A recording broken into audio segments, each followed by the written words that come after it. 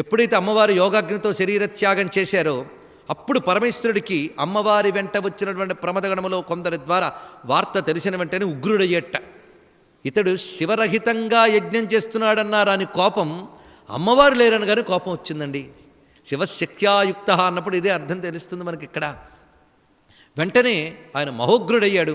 ఆయన జటాజోటలను ఒక జడ పెరికి అక్కడ ఉన్నటువంటి శిల మీద కొట్టగానే వీరభద్రుడు ఆవిర్భవించాడు. ఆ ఆవిర్భవించిన వీరభద్రుడు శివాజ్ఞతో మొత్తం దక్షయజ్ఞ విధ్వంసం చేశాడు. ఇంతవరకు మనకు తెలిసిన కథ. ఎప్పుడైతే దక్షయజ్ఞం విధ్వంసమైందో ఆ వీరభద్రుడు యజ్ఞం అంతా ఒక మృగరూపం ధరించి వెళుతూ ఉంటే దాని తలని ఖండించేట. అంటే శివుడు లేని యజ్ఞము తలలేని మృగం లాంటిది అని చెప్పడం కోసం ఇది. అదేవిధంగా దక్షుడు నక్కి ఒక మూల దాగి ఉంటే అతడి యొక్క శిరస్సును కూడా ఖండించాడు. అయితే విష్ణువు రక్షించలేదా? ఇది పెద్ద ప్రశ్న. అటు వీరభద్రుడు వస్తూ ఉంటే దక్షుడు వెళ్ళి విష్ణువు కాళ్ళ మీద పడ్డట్ట, రక్షించవయ్యా అని. నేను ముందే చెప్పాను, ఎంతవరకు రక్షించాలో అంతవరకు రక్షిస్తానన్నాను. గొప్ప మాట చెప్పాడు ఆయన. ఏమిటది అంటే, నువ్వు నన్ను విష్ణు రూపంలో ఆరాధించినందుకు ఇక్కడి వరకు కూర్చున్నాను, నన్నే శివరూపంలో ద్వేషించినందుకు దాని ఫలితం ఇప్పుడు అనుభవిస్తావు అని చెప్పింది. ఆనాడు శాస్త్రం చెప్పినటువంటి గొప్ప మాట. అపూజ్యా యత్ర పూజ్యంతే పూజ్యా యత్ర న పూజ్యతే త్రీణి తత్ర భవిష్యంతి దారిద్ర్యం మరణం భయం. పూజించవలసిన వాళ్ళని పూజించకపోయినా, పూజించకూడని వారిని పూజించినా ఆ చోట 3 జరుగుతాయట: దారిద్ర్యము, మరణము, భయము. అనుభవించక తప్పదు నాయనా శాస్త్రం అన్నాడు అక్కడ నారాయణుడు. అందుకు వీరభద్రుడు దక్షయజ్ఞ విధ్వంసం చేయడానికి వీలునిచ్చాడు విష్ణువు. అందుకు భగవంతుడున్నాడు కదా అని అధర్మం చేయడానికి ముందుకు రాకూడదండి. అధర్మ పడిని శిక్షించడానికి మరింత అవకాశం ఇస్తాడు ఆ భగవంతుడు. ఇది తెలుసుకోవాలి. ఎందుకంటే దయ లేదా అంటే దయ ఉంది గనుకనే శిక్షించి రక్షిస్తాడు స్వామి. ఇది తెలుసుకోవాలి. శిక్ష కూడా అనుగ్రహమే. అధర్మ పడిని శిక్షించడం భగవంతుడి కారుణ్యంలో భాగమే. ఈ విధంగా దక్షయజ్ఞ విధ్వంసం అయిపోయింది. అప్పుడు బ్రహ్మగారు తిన్నగా వెళ్ళేట కైలాసానికి. ఎందుకంటే ఎంత చెడ్డ ప్రజాపతి, తన పుత్రుడు. అందుకు తన పుత్రుడు మళ్ళీ క్షేమంగా ఉండాలని కోరిక కలుగుతుంది కనుక తిన్నగా వెళ్ళి శివుని శాంతింపజేసుకోవాలని వెళ్ళాడు. ఇక్కడ ఒక అద్భుతమైన ఘట్టం ఉందండి. ఈ ఘట్టం భాగవతం కూడా వర్ణిస్తుంది చాలా రమ్యంగా. సరిగ్గా వెళ్ళేటప్పటికీ వీళ్ళు ఊహ ఎలా ఉన్నదంటే శివుడు చాలా ఉగ్రంగా ఉంటాడనుకుని, కానీ శివుడు చాలా శాంతంగా కూర్చొని ఒక మర్రి చెట్టు నీడన కూర్చొని చిన్ముద్ర ధరించి సనక సనందానులతో వేదాంత చర్చ చేస్తున్నట్ట. చర్చ ఏమిటి? మౌనంగా ఉన్నాడు ఆయన. దక్షిణామూర్తి రూపం. ఎందుకంటే వామం ఎలాగూ వెళ్ళిపోయింది, దక్షిణమే మిగిలిందిట. ఎంత గొప్ప మాట చెప్పాడు. వామం ఎవరు? సతీదేవి. దక్షిణమే మిగిలింది. గొప్ప మాట. అంతేకాదు దక్షిణ సేముషి ప్రోక్త అని చెప్తున్నారు. దక్షిణ అంటే జ్ఞానము అని అర్థం, పైగా సమర్థత అని మరొక అర్థం. అందుకే సుందరకాండలో కూడా దక్షిణో దక్షిణాం దిశం అని హనుమంతుడు దక్షిణం వైపు ఎగరబోతున్నప్పుడు దక్షిణ అని మాట వేస్తాడు వాల్మీకి. దక్షిణుడు అంటే సర్వసమర్థుడు. సర్వసమర్థుడు అంటే సృష్టి స్థితిలయ్యలు చేసే సమర్థత, ఈశ్వరుడు అని అర్థం. దక్షిణామూర్తి అంటే మరేమిటో కాదు. శాంతంగా ఉన్నట్ట. ఈ సన్నివేశం చెప్పడంలో పురాణకర్త ఉద్దేశం ఏంటి? శివుడి కోపమా శాంతమా ఏంటి? ఆయన స్వతసిద్ధంగా శాంతమే. మరి ఇందాక వీరభద్రుడో విజృంభణ అంటే వాడి కర్మఫల ప్రదాతగా పరమేశ్వరుడు ఉగ్రరూపం ధరించాడంతే. తద్రూపం ఆయన మన్యువు. ఆ కోపము వీరభద్రుడే బయలుదేరిపోయింది. ఆయన తన సహజ స్థితిలో తాను శాంతముగా ఉన్నట్ట. వెళ్ళి ప్రార్థన చేశాడు బ్రహ్మగారు. అయ్యా నువ్వు వచ్చి తిరిగి దక్షుడిని బ్రతికించాలి అంటే కరుణామయుడు క్షమిస్తాడండి. దానితో దిగువచ్చాడు వెంటనే పరమేశ్వరుడు. తిన్నగా దక్షయజ్ఞ వాటిక వద్దకు వచ్చాడు. పరమేశ్వరుడు పాదం పెడుతూనే అంతవరకు అమంగళములా తెగిపడినటువంటి తోరణాలన్నీ తిరిగి అతుక్కున్నాయట. అమంగళ వాతావరణం అంతా పోయి తనకు తానుగా మంగళకరమైన స్థితి ఏర్పడింది. అంటే శివస్పర్శ చేతనే శివం లభించింది, అక్కడ శుభం లభించింది. అమంగళములన్నీ తొలగిపోయాయి. అది ఈశ్వరుని యొక్క మంగళత్వం. ఆయన అమంగళాలకు కూడా మంగళములు ఇవ్వగలిగిన పరమమంగళ స్వరూపుడు. అందుకే సృష్టిలో ప్రతి అమంగళాన్ని అలంకరించుకోవడానికి రెడీగా ఉండేవాడు ఆయనేనండి. మిగిలిన వాళ్ళకి అమంగళం తాకితే అమంగళం వస్తుందని భయం. నేను అమంగళం నా మీద పడితే దానికి కూడా మంగళత్వం ఇస్తానంటాడు. అందుకే బయట ఉంటే చితాభస్మం, ఆయన ఒంటికి అంటుకుంటే విభూతి. భూతిర్విభూతిర్ ఐశ్వర్యం కదండి. అందుకు ప్రతిదీ అమంగళాలకు కూడా మంగళములివ్వగలిగిన సహజ మంగళ స్వరూపుడికే శివ అని పేరు. ఇది తెలుసుకోవాల్సిన గొప్ప అంతరార్థం. అందుకు ఆయన అడుగు పెట్టగానే మొత్తం మంగళకరం అయిపోయింది. ఆ సమయంలో దక్షుడికి తల అతికించాలి. యజమాని కదవాడు. యజమాని అంటే యజ్ఞము చేయువాడు. అతనికి తల అతికించి యజ్ఞం పూర్తి చేయాలి. తల లేదు. పిలిచెట్ట వీరభద్రుడిని, వీడి తల తీసుకురా అని. వీరభద్రుడికి మాత్రం ఇష్టం లేదు వీడి తల అతికించడం. ఎందుకంటే శివుడిని నిందిస్తే శివుడికి ఏం అర్పించదు, కానీ శివభక్తులు ఊరుకోలేరుగా. అందుకు వీరభద్రుడు ఇష్టం లేదు తలగొక్కుంటున్నట్ట. ఏం చెప్పిన మాట వినమేమని, స్వామి ఏమనుకోవద్దు, ఆ తల ఎప్పుడో అగ్నిలో పడేశానన్నట్ట. మరి ఇప్పుడు ఏం చేస్తావు, ఏదో వేరే తల తీసుకురా అన్నట్టు మంచి మేక తల తీసుకొచ్చట. దీన్ని ఎందుకు తెచ్చావన్న, ఈ ముచ్చటొక్కటి కానియండి అన్నట్ట వీరభద్రుడు. ఎందుకంటే శివద్రోహి ఎటువంటి గతిని పొందుతాడని ప్రపంచానికి చాటిస్తూ ఉండడానికి తలకాయ పనికొస్తుంది అని. వెంటనే అది పెట్టుకుని మేమే అనడం మొదలెట్టేట. శంచమే మయశ్చమే ప్రియంచమేను కామశ్చమే. యజ్ఞమంతా ఈశ్వరుడి దయ వల్ల యజ్ఞం సరిగ్గా జరుగునుగాక. మొత్తానికి అప్పుడు క్షమించమని వేడుకున్నాడు. పరమేశ్వరుడు క్షమించాడు. యజ్ఞం చక్కగా జరిగింది. ఎందుకు ఆ విధంగా పరమేశ్వరుడి దగ్గరుండి యజ్ఞం చేయించాడు, ఇది ఒకటి ఆలోచించాలి. ప్రజాపతి యజ్ఞము అంటే దాని ప్రభావం లోకం మీద ఉంటుంది. ప్రజాపతి యజ్ఞం చేస్తే సరిగ్గా జరిగితే లోకానికి క్షేమం, సరిగ్గా అది భంగమైపోతే లోకానికి అది క్షామం. అందుకు పరమేశ్వరుడు యజ్ఞాన్ని ఎందుకు రక్షించాడంటే లోకక్షేమం కోసం రక్షించాడు. బ్రహ్మగారు కూడా అందుకే పిలిచారు. ఇప్పుడు అందరూ బాగున్నారండి, ఈయన క్షమించాడు. ఇదివరకు వీరభద్రుడి చేత దెబ్బలు తినటువంటి దేవతలకు కూడా చికిత్సలు చేసేట. అందరూ బాగున్నారు ఇప్పుడు. ఎందుకంటే మృత్యుంజయుడే తలుచుకుంటే అందరూ తిరిగి క్షేమానికి రారా. పైగా ఆయన పట్ల అపరాధం చేస్తే ఆయనే కృప చూపించాడంటే ఎంత కరుణాస్వరూపుడో పరమేశ్వరుడు చూడండి. అపరాధి అయిన దక్షుణ్ణి కూడా అనుగ్రహించినటువంటి స్వరూపం. తనను నిందించినటువంటి సభలో పాల్గొని దెబ్బలు తిన్నటువంటి దేవతలను కూడా తిరిగి అనుగ్రహించినటువంటి వాడు పరమేశ్వరుడు. మొత్తానికి అందరూ హాయిగా ఉన్నారు. ఇప్పుడు అసలు పెద్ద లాస్ ఎవరికయ్యా అంటే శివుడికే. ఎందుకంటే సతీదేవి లేదు. ఇప్పుడు వస్తుంది అసలు విషయం. సతీదేవి లేకపోవడంతో చాలా బాధపడుతున్నాడు, దుఃఖితుడవుతున్నాడు. ఎలాగంటే పామరుడు వలె దుఃఖితుడవుతున్నట్ట. ఈ పామరుడు వలె దుఃఖిస్తూ ఉన్న సమయంలో బ్రహ్మ విష్ణువులు వచ్చి, నువ్వేమిటి పామరుడు వలె బాధపడుతున్నావు, అసలు అమ్మవారు ఎవరు, నువ్వెవరు, మీ ఇద్దరికి భేదం ఉన్నదా? శివస్య సహజా ధ్రువ పరాస్య శక్తిర్వివిధైవ శ్రూయతే స్వాభావికీ జ్ఞానబలక్రియాచ. శ్వేతాస్వతరంలోని వాక్యం ఇది. పరా అస్య శక్తి వివిధైవ శ్రూయతే స్వాభావికీ జ్ఞానబలక్రియాచ. పరమేశ్వరుని యొక్క అస్య పరాశక్తి స్వాభావికి, ఆయనకి స్వభావ సిద్ధమైనది. సూర్యుడికి వేడి ఎవడో ఇవ్వక్కర్లేదు, మంచుకు చల్లదనం ఎవరో ఇవ్వక్కర్లేదు, చంద్రుడికి వెన్నెల ఎవరో ఇవ్వక్కర్లేదు, శివుడికి శక్తి ఎవరో తెచ్చి ఇవ్వక్కర్లేదు. అంత సహజా ధ్రువ, నీకు సహజమైనటువంటిది నైసర్గికంగా ఉన్నటువంటిది అయ్యా.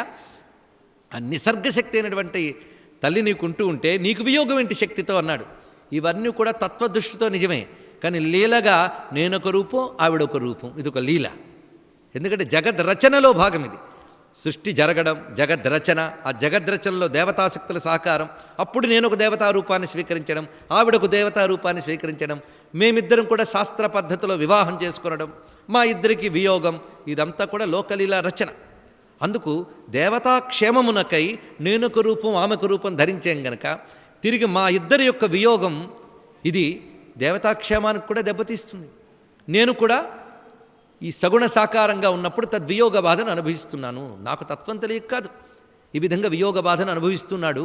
ఆ సమయంలో దేవతలు బ్రహ్మ విష్ణువులు కలిసి అమ్మవారిని ప్రార్థన చేస్తే అమ్మవారు ఒక మహా తేజోమయ రూపంతో అందరికీ తెలియజేస్తున్న విషయం, నేను కొద్ది కాలంలో నన్ను తనయగా పొందాలని తపస్సు చేస్తున్నటువంటి మేనా హిమవంతులకి కుమార్తెగా వస్తాను. ఎందుకంటే దివ్యశక్తికి తండ్రిగా ఉండగలిగిన అర్హత ఇంకా అతడికి లేదు. ఎవరి ఫలం వాళ్ళకి ఇవ్వాలి. ఒకప్పుడు తపస్సు చేసినందుకు కూతుర్నయ్యాను, మంచి పని చేశాడు గనక. ఇప్పుడు శివాపరాధం చేశాడు గనక ఇప్పుడు అతడికి ఇంకా కుమార్తెగా నేను ఉండను. నన్ను కుమార్తెగా పొందాలని తపస్సు చేస్తున్నటువంటి మేనా హిమవంతులు కుమార్తె అవుతాను. అంతవరకు కూడా పరమేశ్వరుడి వియోగ బాధ తట్టుకొనడానికై నేను ఒక ఉపాయం పరమేశ్వరుడికి తెలియజేస్తాను అని ఆయనలో అంతర్వాణిగా ప్రబోధం కలిగించిందిట. అదేమిటంటే, నువ్వు యజ్ఞసభ వద్దకు వెళ్ళు, అక్కడ నా యొక్క ఛాయాసతీ రూపం నీకు కనిపిస్తుంది, దానిని చూడు, నీకు వియోగ బాధ పోతుంది. ఇక్కడ కొంతమంది సరిగ్గా అన్వయించలేక అమ్మవారి శరీరం దగ్ధమైపోయింది కదా, మళ్ళీ అక్కడ అమ్మవారి శరీరాన్ని శివుడు తన మీద వేసుకుని నాట్యం చేయడం ఏమిటి, విష్ణువు దాన్ని ఖండన చేయడం ఏంటి, అందుకే పురాణాల కథలకి తలా తొక లేదండి అని వెంటనే తీర్మానం చేస్తున్నారు. ఈ పాటి బుద్ధి ఆ పురాణకర్తకు లేదా? మొన్న నా మధ్య గాడ్స్, సేజెస్ అండ్ కింగ్స్ అని ఒక పుస్తకం వచ్చింది, డేవిడ్ ఫ్రాలే అని రాశాడు. దాని ముందు ఇంట్రడక్షన్లో ఒక మాట రాస్తారండి.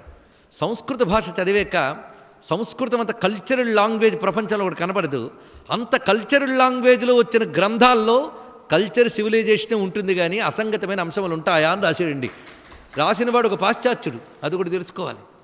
అయితే అది ఎలా అన్వయించుకోవాలో, విరుద్ధాలను ఎలా సమన్వయించుకోవాలో మనకు తెలియాలి. అక్కడ కథలో ఏం చెప్పాడు? యోగాగ్నితో శరీరమును దగ్ధము చేసుకుంది అన్నాడు. యోగాగ్నితో, ఆ మాట చాలా జాగ్రత్తగా చూడాలి. యోగాగ్నితో దగ్ధం అంటే ఏమిటి? యోగాగ్ని దగ్ధ కర్మలు అన్నప్పటికీ జ్ఞానాగ్ని, యోగాగ్ని అని మరొక విషయం ఉన్నది.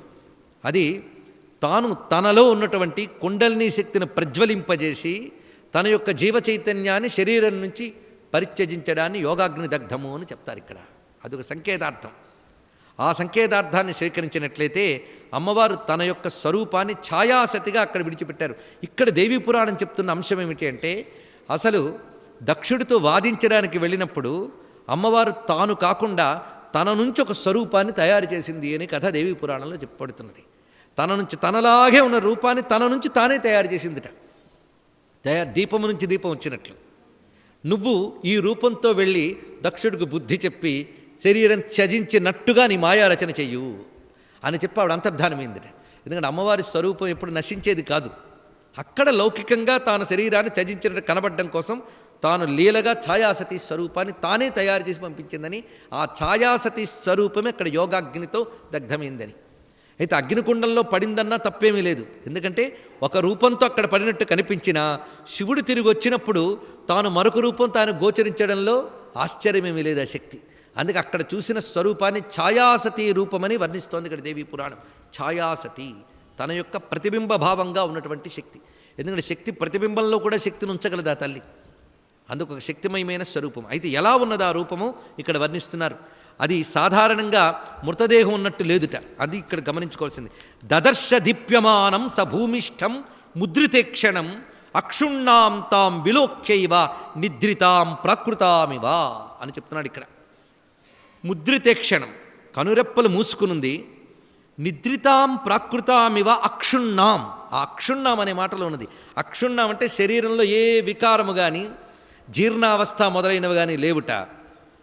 కేవలం నిద్రిస్తున్నటువంటి ఒక మహాదివ్య స్త్రీ వలె గోచరించింది ఆ స్వరూపము. అది గోచరించగానే వెంటనే పరమేశ్వరుడు, వియోగబాత్తో ఉన్న పరమేశ్వరుడికి ఛాయాసతి స్వరూపాన్ని చూసిన వెంటనే ప్రేమతో స్పర్శ చేసి ఆ ఆనంద పారవస్యంతో ఆ శరీరాన్ని భుజానికి వేసుకున్నట్ట. ఎప్పుడైతే జడముగా ఉన్నటువంటి శక్తిని శరీరంపై పెట్టుకున్నాడో తనను తాను మైమరచిపోయాడు. ఆ మైమరచిపోవడంతో నాట్యం చేయడం మొదలుపెట్టాడు. ఆనంద పారవస్యంతో నాట్యం జరుగుతుంది. తనను తాను మరచిపోతేనే చిందులేస్తారు, అంతే కదా. ఆ చిందులు క్రమక్రమంగా ఎలా జరుగుతున్నాయంటే ప్రళయతాండవానికి వెళ్ళిపోయేట. ఇక్కడ చెప్పేటప్పుడే పరమేశ్వరుడు యొక్క కదలికలే లయలు. ఆ లయలతోనే ప్రపంచం వెళుతోంది. ఆ లయలో వేగం పెరిగితే ప్రళయం, ఆ లయ సమంగా ఉంటే జగత్తు యొక్క సృష్టి స్థితులు జరుగుతూ ఉంటాయి. అకాలంగా ఒక ఉద్ధతమైన తాండవకేళి చెయ్యగానే జగత్తుకి ప్రళయావస్థ, అకాల ప్రళయం జరుగుతున్నది. అప్పుడు దేవతలందరూ వెళ్ళి విష్ణువుని ప్రార్థన చేసేట. ఎందుకంటే స్థితికారకుడు ఆయన గనక జగస్థితిని నిలపవయ్యా అని అంటే ఆయన ఒక్కసారి ధ్యానంలోకి వెళ్ళాడు. ఎందుకంటే ఇప్పుడు వచ్చిన ప్రళయం ఎవరి వల్ల వస్తుంది? ఈశ్వరుడు, ఆయన శక్తి, వీరి ఇద్దరు యొక్క లీల వల్ల జరుగుతోంది. అందుకు ఇప్పుడు తన కర్తవ్యం ఏమిటి అనేది ధ్యానంతో ఆలోచిస్తే ఆయనకి అంతర్యామిగా అమ్మవారు ప్రబోధం చేసేట. నువ్వు నిస్సంకోచంగా నీ సుదర్శన చక్రంతో నా దేహాన్ని సమయమెరిగి ఖండించు అని చెప్పారు. ఇది ఒక లీలారచన. వెంటనే నారాయణుడు సన్నద్ధుడై తన చక్రాన్ని పట్టుకున్నాడు. ఆ శక్తి యొక్క శరీరాన్ని ఖండించడానికి సిద్ధపడ్డాడు. ఏ విధంగా చేస్తున్నాడంటే, సరిగ్గా పరమేశ్వరుడు తన పాదాన్ని ఎత్తి నేల మీద తాకించగానే ఆ శబ్దంలో ఈ శబ్దం కలిసిపోయేలా కొడుతున్నట్ట. లేకపోతే మధ్యలో ఆ శబ్దం వింటే మళ్ళీను ఆయనకి అనుమానం రావచ్చు. ఇలా మొత్తంగా వివిధ భాగములుగా ఖండింపబడింది ఆ దేహము. అప్పుడు పరమేశ్వరుడు కొంత తడవైన తర్వాత స్పృహలోకి వచ్చాడు. ఆయన శరీరం మొత్తం పైన లేదు, ఇంకా బరువు తగ్గింది. అప్పుడు ఆయన ఎదురుగా నిలబడే ధైర్యం ఎవరికి ఉంటుంది? నారాయణుడే ధైర్యం చేయలేదు. ఇలాంటి వాటన్నింటిలో కాస్త నిభాయించగలిగే శక్తి ఉన్నవాడు ఒక్కడున్నట్ట, నారదుల వారు. ఆయన పిలిచాడు, ముందు నువ్వు వెళ్ళి ఆయన కాస్త శాంతింపజేయి, తర్వాత మేము వస్తామన్నాడండి. సరే, నారదుడు వెళ్ళాడు. నారదుడు వెళ్ళి జై నటరాజా, జై మహాదేవ ఇవన్నీ చేస్తున్నాడు. నీ జై జైల తర్వాత నేను ఏదో అసలు సతిపోయి ఛాయాసతితో వినోదిస్తూ ఉంటే ఇంత పని చేశారే ఎవరు అని అడిగాడు. కూర్చో, నిదానంగా చెప్తా అని కూర్చోబెట్టి లోకక్షేమం కోసం అమ్మవారి ఆజ్ఞతో ఈ విధంగా చేయవలసి వచ్చింది, నారాయణుడి పని చేశాడు అని చెప్తే ఒక్కసారి చాలా బాధ కలిగిందిట. కొంతసేపు మౌనం వహించి ఎంత లోకక్షేమం కోసమైనా సతీవియోగంతో బాధపడుతున్న నేను ఏదో ఛాయాశక్తితో ఆనందిస్తుంటే అది కూడా లేకుండా చేశాడు గనక భార్యా వియోగం అంటే తెలియదు అతడికి. ఆ నారాయణుడికి కూడా భార్యా వియోగం కలుగ్గాక అని చెప్పించేటండి ఇక్కడ. వెంటనే నారాయణుడు పరమేశ్వర నమో నమః అని బ్రహ్మాదేవతలతో వచ్చారు అక్కడికి. ఎందుకంటే ఆయన ముందు తిట్టేశాడుగా, చల్లబడ్డాడు, అందుకు ప్రశాంతంగా వచ్చారట. కూర్చున్న తర్వాత కొంతసేపటికి రా కూర్చో అన్నట్టు శివుడు విష్ణువుని. కూర్చున్న తర్వాత లోకక్షేమం కోసం ఇలా చేయవలసింది, మన్నించు అని చెప్పాక నువ్వు కూడా నన్ను మన్నించాలయ్యా అన్నాడు. ఎందుకంటే దుఃఖోద్రేకంతో నేను శపించాను, భార్యా వియోగం అనుభవించు అని. పైగా నువ్వంటే నాకు మహాప్రీతి, నా వాడివైన నువ్వు ఇలాంటి బాధ అనుభవిస్తామంటే నేనే తట్టుకోలేకపోతున్నాను. కొందరు అంటూ ఉంటారు ఈ దుఃఖం పగవాడికి కూడా రాకూడదండి అని. పగవాడికి కూడా రాకూడదన్నప్పుడు నాకు అత్యంత ప్రియమైన వాడివే, నా హృదయానివే నువ్వు, నీకొస్తుందంటే నాకే బాధగా ఉందయ్యా అంటే విష్ణువు గొప్ప మాట అన్నట్ట. నువ్వు బాధపడద్దు, ఇది నాకు చాలా పనికొస్తుంది అన్నాడు ఇక్కడ. నాకు తర్వాత నేను ధరించవలసిన అవతారంలో, రామావతారంలో భార్యా వియోగాన్ని అనుభవించాలి గనక అక్కడ పెట్టుకుంటాను అని చెప్పాడు. ఇక్కడ కూడా గమనించుకోవాల్సిన గొప్ప విషయములు ఉన్నాయండి. అవతార కథలు జరిగేటప్పుడు వాళ్ళకి సంఘటనలు కొన్ని జరుగుతాయి, లీలగానైనా సంఘటనలు జరుగుతాయి. అయితే ఎప్పుడు కారణం లేకుండా కార్యం ఉండకూడదు. మనకంటే ఒక కష్టం వచ్చిందంటే ఇదివరకు కర్మలు బట్టి ఏదో వస్తుంది. రామచంద్రమూర్తికి కూడా కష్టం వచ్చిందని ఆయన ఏ కర్మ చేసాడండి? వెంటనే ప్రశ్న, పరమేశ్వరుడైన నారాయణుడికి కర్మ ఏముంటుంది? ఆయన అవతరిస్తే ఆయనకి కర్మఫలం ఎలాగా చెప్పడానికి వీల్లేదు కదా. ఆయన కర్మలేమిటి? తప్పు. మరి అవతారం అంటే ఆయన లీలగానైనా ఆయనకి కష్టము సుఖము ఉన్నాయంటే ఆయనకి పూర్వకర్మలు ఉంటాయిగా. ఆయనకి ఇలాంటి కర్మ కొద్దీ కర్మలు ఉండవుట. అందుకు తర్వాత అవతారాల కోసం ఇలాంటి కర్మలు దాచిపెట్టుకుంటారు. ఇవి తర్వాత అవతారాలు వాళ్ళకు కూడా కారణకార్య సంబంధం చూస్తారు. ఇది గమనించుకోవాల్సిన అంశం. అందుకే ఈ శాప కథల్లో పరమార్థాలు ఇలా దాగి ఉంటాయి. ఇవి దేవతల భూమికల్లో జరుగుతున్న కథ, మన భూమికలో చెప్పడానికి కాదు. ఇక్కడ వాళ్ళ ప్లేన్ వేరు. మనలాగే దుఃఖం, మనలాగే కోపం, మనలాగే ఉక్రోషం కనబడవచ్చు, కానీ మన స్థాయికి ఆ స్థాయికి చాలా తేడా ఉంటుంది. ఒక జంతువు యొక్క ఆగ్రహానికి మానవుడి యొక్క ఆగ్రహానికి భేదం లేదు బౌద్ధికంగా కానీ ఇతర స్థాయిల్లో. అలాగే మనకి దేవతల స్థాయికి భేదం ఉంటుంది. ఇవే భావాలు ప్రపంచంలో. సృష్టి అంటేనే దేవతలు కానివ్వండి, మానవులు కానివ్వండి, భావాలు ఒకటే, ప్లేన్స్ వేరు, ఒక్కొక్కటి ఒక్కొక్క రకమైన భూమికలు. అయితే వాళ్ళకొస్తే ప్రపంచానికి చాలా ప్రయోజనం. వాళ్ళ కోపం వచ్చినా కానీ ఏదొచ్చినా ప్రపంచానికి ప్రయోజనం, మనకు ఏదొచ్చినా మనకి ప్రళయం, ప్రపంచానికి ప్రళయం. అందుకే దేవతల యొక్క శాపాలకి శివుడు కూడా కంట్రోల్ చేసుకోకపోతే ఎలాగండి అని మనం అనకూడదు. అక్కడ అవన్నీ అందుకే వాటికి లీలలు అనే కోణంతో పరిశీలించవలసిన అంశములు ఉంటాయి. మొత్తానికి ఏం పర్వాలేదు అని దాచిపెట్టుకుంటాను, నాకు అవతారానికి పనికొస్తాయన్నట్ట. నువ్వు ఎంత చెప్పు బాధేనయ్యా అని. భార్యావియోగ బాధ తట్టుకోవడం కష్టం. అందుకు ఆ అవతారంలో కూడా నువ్వు భార్యావియోగ బాధ తట్టుకోకుండా మీ ఇద్దరిని కలపడానికి నేను హనుమంతుడిగా అవతరిస్తానని పరమేశ్వరుడు చెప్పినటువంటి మాట. ఇది దేవి పురాణంలో కనబడుతున్న అద్భుతమైన అంశం. ఇంకా ఆ తర్వాత ఇప్పుడు మనిద్దరం చేసిన ఈ పని వల్ల లోకానికి జరిగిన మహోపకారం ఏమిటంటే శక్తిపీఠములు ఏర్పడ్డాయి. అమ్మవారి యొక్క దేహములు ఎక్కడెక్కడైతే పడ్డాయో ఆ భాగములన్నీ పీఠములయ్యాయి అని వీరు ఇలా అనుకుంటున్నారో లేదో, భూమి యందు ఒకానొక భాగం పడిన చోటు కృంగిపోతుందిట. అమ్మవారి యోని భాగం పడిన చోటు కృంగిపోతూ ఉంటే పరమేశ్వరుడు చూసి వెంటనే త్రిశూలంతో దాన్ని నిలబెట్టాడు. ఎందుకంటే శక్తి శివుడు ఆధారం చేసుకుని నిలబడుతుంది, శివుడి శక్తిని ఆధారం చేసుకుని వ్యక్తమవుతాడు. ఇది తెలుసుకోవాల్సినటువంటిది. అని శివశక్తులు అన్నప్పుడు గ్రహించుకోవాల్సినటువంటి పద్ధతి ఇది. అందుకే ఒక నిప్పు తీసుకురారా అంటే కట్టెను మండించకుండా మనం తీసుకురాలేం. ఒక తీపిని తీసుకురారా అంటే లడ్డూవో ఏదో పదార్థం లేకుండా తీసుకురాలేం. తీపి అనబడేటువంటి గుణము లడ్డు అనే పదార్థం ద్వారా వస్తుంది. అందుకే ఎనర్జీ అండ్ మ్యాటర్ రెండు పరస్పరాధార ఆధేయములు. అందుకే పరమేశ్వరుడు వ్యక్తం కావాలి అంటే శక్తి సహాయం కావలసినదే, శక్తి నిలబడాలంటే పరమేశ్వరుడు ఉండవలసిందే. అందుకే రెండు పరస్పర ఆధార ఆధేయములు అని చెప్తారు ఇక్కడ. ఇది ఆలోచించుకోవాల్సిన గొప్ప అంశం. ఆ పీఠాన్ని పరమేశ్వరుడు నిలబెట్టడమే కాకుండా తాను అక్కడ ఉండి తపస్సు చేశాడు. అందుకే అమ్మవారి పీఠాలన్నింటిలోకి గొప్ప పీఠంగా చెప్పబడుతున్నటువంటి ప్రధాన పీఠాన్ని మొట్టమొదటి చెప్పారు. దాని పేరు కామాక్షా పీఠము. ఈ కామాక్షా పీఠం యందు పరమేశ్వరుడు తపస్సు చేసుకున్నాడు చాలా కాలం. ఆయన తపస్సు కూర్చోగానే బ్రహ్మ విష్ణువులు కూడా వచ్చి తపస్సు కూర్చున్నారు. ఇది శక్తిపీఠముల యొక్క ఏ విధంగా శక్తిపీఠములు వచ్చాయనడానికి పురాణం చెప్తున్నటువంటి అంశం. ఈ శక్తిపీఠముల మహిమ చెప్తున్నారు ఇక్కడ.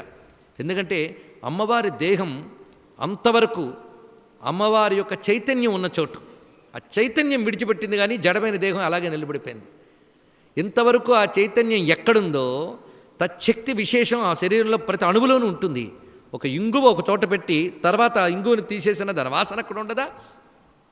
అదేవిధంగా అంతవరకు ఆ శక్తి చేతనాత్మకంగా ఉన్నటువంటి ఆ దేహంలో ఆ చేతనత్వం పోయిన తర్వాత ఆ జడత్వం మిగిలినప్పటికీ కూడా తచ్చక్తి విశేషం అందులో ఉంటుంది.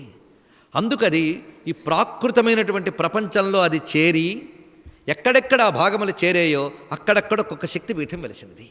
ఒక మండుతున్న నిప్పులో కాసింత కణిక మనం తీసుకొచ్చి మరొక చోట పెట్టినప్పటికి కూడా తెచ్చినప్పుడు ఇంత కణికే, కానీ తెచ్చి పెడితే మళ్ళీ అంత జ్వాలను సృష్టించగలిగే శక్తి ఉందా లేదా? అలాగే అమ్మవారి యొక్క ఈ శరీరంలో ఏ చిన్న భాగం ఎక్కడ పడ్డప్పటికీ పరిపూర్ణ శక్తిని ఆవిష్కరించగలిగే శక్తి దానికి ఉంటుంది. ఇది తెలుసుకోవాల్సినది. అందుకు ప్రతి శక్తిపీఠము చాలా విశేషంగా చెప్తున్నారు. ఈ శక్తిపీఠములు ఆలోచించేటప్పుడు ఇది క్షేత్ర విశేషం అయింది ఇప్పుడు. అందుకే ప్రతి క్షేత్రానికి దానికి సంబంధించిన ఒకానొక కథని చెప్తారు మనకి. ఆ కథ ద్వారా మనకి ఆ క్షేత్రంపై ఒక శ్రద్ధ పెరుగుతుంది, ఒక అనుబంధం ఏర్పడుతుంది మనకి.